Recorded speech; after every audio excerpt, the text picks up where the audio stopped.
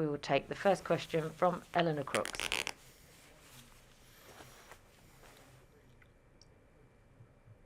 Hi Cam, well played.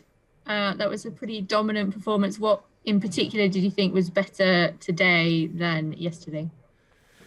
Yeah, thank you. It was actually a tough match. Yeah, I mean he came out firing. I was down a break, and then I think after that I settled into the match nicely and got through a couple tricky games on my serve, and then honestly the biggest thing for me was I really found it on the returns and managed to neutralize the first serve and get into longer rallies, and I think that suited me when that happened. And yeah, overall I didn't really give him too much. I was not many free points on the return, and then not really many free points off the serve and first ball, and I think that was the difference. And I felt in comparison to the first match I moved really well, and definitely that court one, I think just with a little bit of sunshine and a little bit of time for the court to dry out, I could really trust the foot,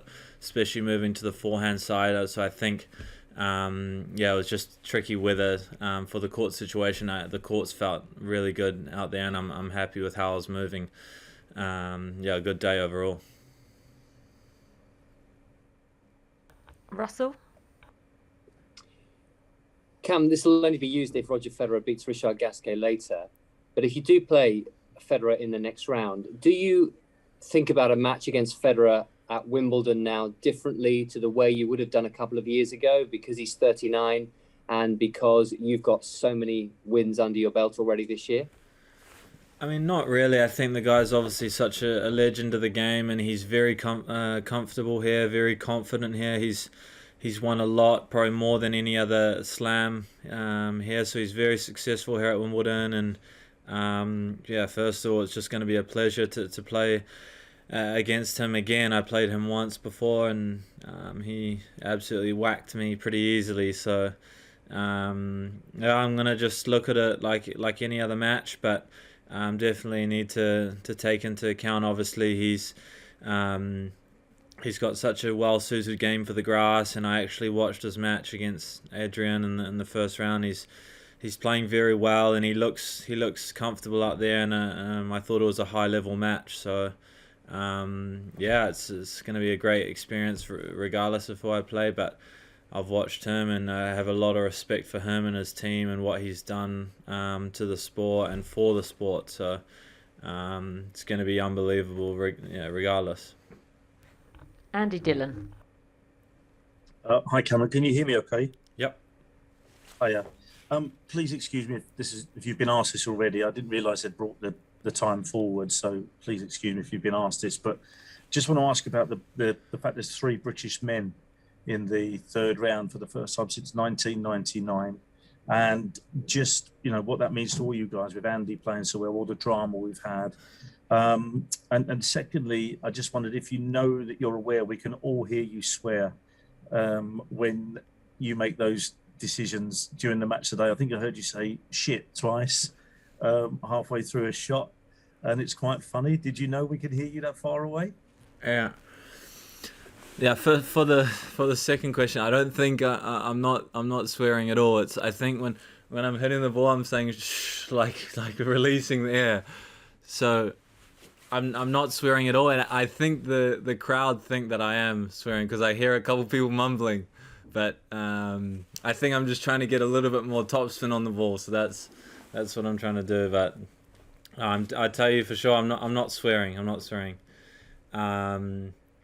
it's going to be it's obviously unbelievable to have 3 British guys in the third round, and especially for Andy. I've watched both his matches, and he's battled through some tough moments out there, and I think it's great that he's come through that, and I'm happy for him that he's feeling good out there again, and he's back at probably one of his favourite tournaments. So it's great for us to have each other to bounce off, and I know I've practiced with Andy a lot last year over the break and during the Battle of the Brits and Evo a lot, and so it's great that each of us are pushing each other, and all credit to Evo. He's playing great. He had a very comfortable win yesterday, so he's all of us have good opportunities to go even further. So it's great that we're all going deep, and especially at Wimbledon. And good for the tournament as a whole, because if we're honest about it, everybody thought that maybe 2 or 3 years ago, Andy's hip problems we might be in a bit of a vacuum for British players, for British men players at particularly at Wimbledon. So the fact that there's 3 of you is quite a sense of pride in that. Yeah, like I said before, it's great for that there's 3 of us there, and we've got some younger ones, some very good talent coming through as well. So it's just cool for all of us to have Andy still around playing and chatting to him and hearing his insights, and obviously he speaks about the game at such a high level and so in depth. So it's nice to see the way he approaches matches and situations and practices, and seeing how him and his team work. So I think it's great for the future generations like myself, and then leading into some of the younger guys as well, with all the talents we got coming up. Tony Banks. Hi, Cameron. Well played. Just take us through that game. You had a slightly shaky start. Was that just nerves? Because once you got that out of your system, you were pretty much in control. I think you reeled off something like 11 games in a row, didn't you, after that?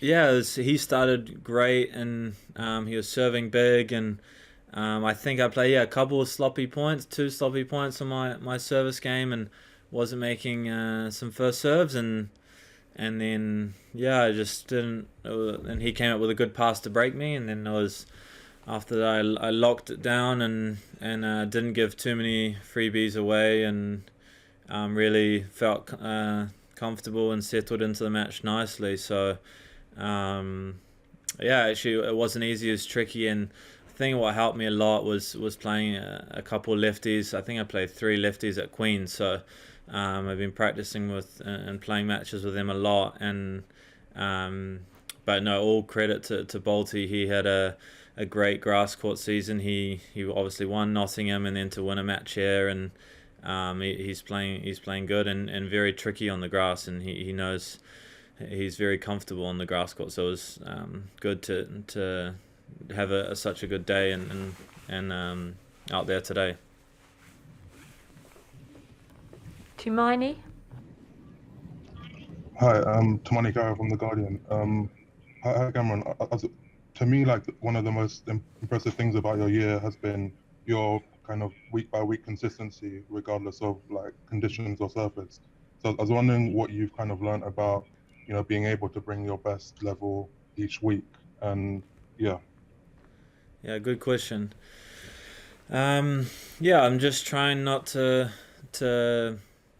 I'm just trying to take it week by week and match by match, and I think there's with tennis or with any sport, there's always going to be distractions or things that are going to happen with different changes of conditions, different surface. You don't like that one as much, or I don't know, something happened with the stringer, or there's so many variables going on a lot of the time. And I think I've done my best to stay kind of push all that stuff aside and just focus on what I can do that day and what I can execute, and I think it does help and give me a lot of confidence that I've got through some tricky matches, and I'm feeling very comfortable in those bigger moments, and so I think it's just a lot of different things, and it stems from just training every day and rocking up every day and giving my best, and I'm really pleased with obviously how I'm doing this year, and obviously I think I got a lot of things that I want to keep improving and things I don't know, and I think there's just more things I can can add to my experience and little things that I'm learning along the way. So it's been really fun, and I'm happy with how I'm doing. But I want to keep pushing for more. Eleanor Crooks. Cam, what memories do you have of watching Roger Federer at Wimbledon over the years? Are there any that stand out? Yeah, I've seen him obviously with those epic matches with Rafa, and when I think I was playing like under 12 or under 14 matches, and I remember staying up late and watching those, and yeah, unbelievable just to see him and playing those, and hopefully, obviously, I don't know when he's playing. I think he's playing later on today, so just to share the court with him again, and see. I mean, he's such a legend of the game, and like I said before, he's still playing some really good tennis and very sharp out there. So it's going to be a tough one, and some good memories obviously of watching him over the years. Renee. Yes, hi, Cameron. René Stauffer from Switzerland. I just wanted to ask you, what are your memories about the first match against Roger? I think it wasn't on the ATP Tour. They don't bring that up. Yeah, I remember I played him at Hopman Cup, and I remember it was when I walked out, it was all dark, and I walked out first, and then I remember looking back, and he was walking out with like the whole stadium was blacked out and dark, and the spotlight was on him, and he was coming out to play me, and I felt like I was in like a video game, and gonna play Roger Federer. So it was great experience, and to play him even in the exhibition format in Hopman Cup, and he played unbelievable that day, and I don't think I played too badly, and it was just he was relentless, and I lost pretty quickly. I think it was 6-1, 6-1, and he was very aggressive that day, I remember, and used his forehand line very well, and it was a great experience. Okay, we'll take the last question from Tony Banks. Yeah, Cameron, I just wanted to ask you about that match again, that Hopman Cup game. What did he say to you at the end? Did he say anything to you in terms of, when you shook hands at the end of the match? I can't remember. I think I can't remember actually what he said. Probably I don't know. Probably tough match. I don't know. But what was it actually like being out on court facing him after watching him all those years? What was it like being out there on the other side of the net?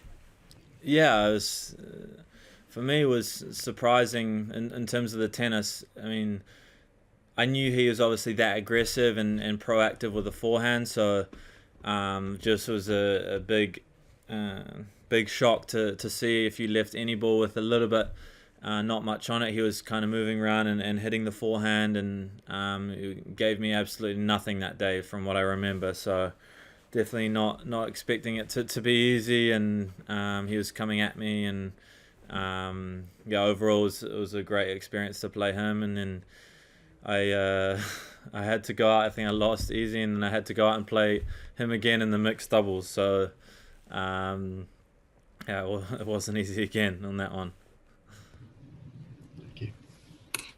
Okay, thank you very much. We have no further questions. We will conclude the press conference there.